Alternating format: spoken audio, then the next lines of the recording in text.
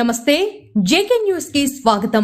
TTD గోశాల పైన కరుణాకర్ రెడ్డి తప్పుడు ప్రచారం ప్రారంభించారు. ఆయన గోశాలలో 100 చనిపోయినాయి అని చెప్పడం అవాస్తవం. మామూలుగా కూడా ఏదైనా వయసు అయిపోతే ఎప్పటి నుంచి ఉన్నాయి కాబట్టి ఏదో ఒకటారా చనిపోవచ్చు. దాన్ని భూతత్వంలో పెట్టి ఆయన 100 చనిపోయినాయి, రోజుకు చనిపోతున్నాయి చెప్పడం చేయడం తప్పుడు ప్రచారం. వాళ్ళ టైంలో అసలు సరిగ్గా మేత పెట్టిన దాఖలాలు కూడా లేవు, సరిగ్గా పట్టించుకున్న దాఖలాలు కూడా లేవు. ఈరోజు తెలుగుదేశం ప్రభుత్వంలో అక్కడ 260 మంది పనిచేస్తూ ఉన్నారు. చిన్న బిడ్డల్లాగా చూసుకుంటూ అవి వింటే ఆ బిడ్డలను కూడా సొంత బిడ్డలాగా చూసుకుంటూ అక్కడ బ్రహ్మాండంగా పనిచేస్తూ ఉన్నారు.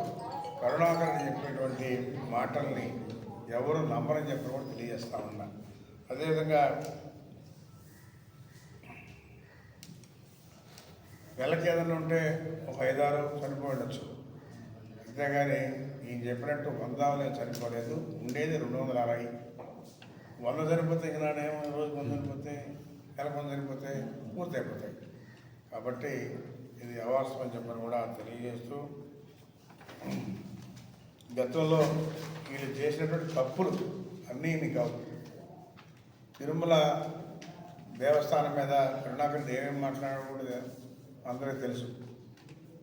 7 కొండలు 5 కొండలు చేస్తాను, నల్ల రాయి కదా అని రకరకాలుగా మాట్లాడే వ్యక్తులు వీళ్ళని చెప్పడం తెలియజేస్తాను.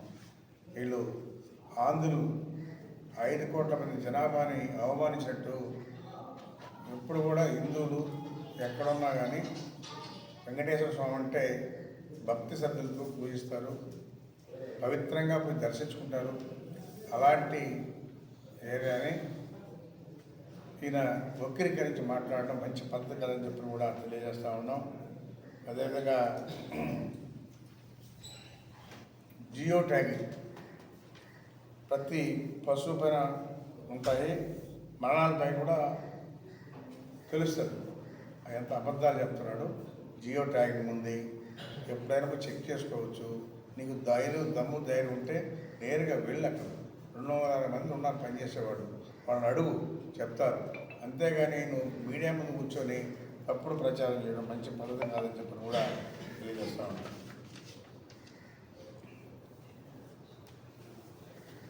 కరుణాకర్ రెడ్డి అనే అతను ఒక నాస్తికుడు.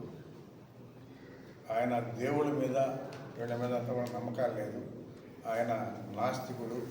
గతంలో కూడా ఎన్నో మాట్లాడాడు తిరుమల గురించి. కాబట్టి నాస్తికుడు కాబట్టి అదే మాట్లాడాడు. అదే 5 కోట్ల ఆంధ్రులు కూడా మనసును బాధ పెట్టే విధంగా మాట్లాడాడు. ఇలాంటి వాళ్ళు ఉంటారా అని చెప్పిన కూడా ఆయన మళ్ళీ చైర్మన్ కూడా చేశాడు. టీటీడీ చైర్మన్ కూడా కరుణాకర్ చేశాడు. మరి ఎంతమంది భక్తులు వచ్చేది? ఒక నమ్మకం లేకపోతే ఎందుకు వస్తారు అంతమంది భక్తులు? కాబట్టి మంచి పద్ధతి కాదని చెప్పని కూడా తెలియజేస్తూ, ఏదైనా ఉంటే నీకు డౌట్ ఉంటే ఆ గోశాలకు వెళ్ళు, చూడు, అడుగు, తెలుసుకో, మాట్లాడు.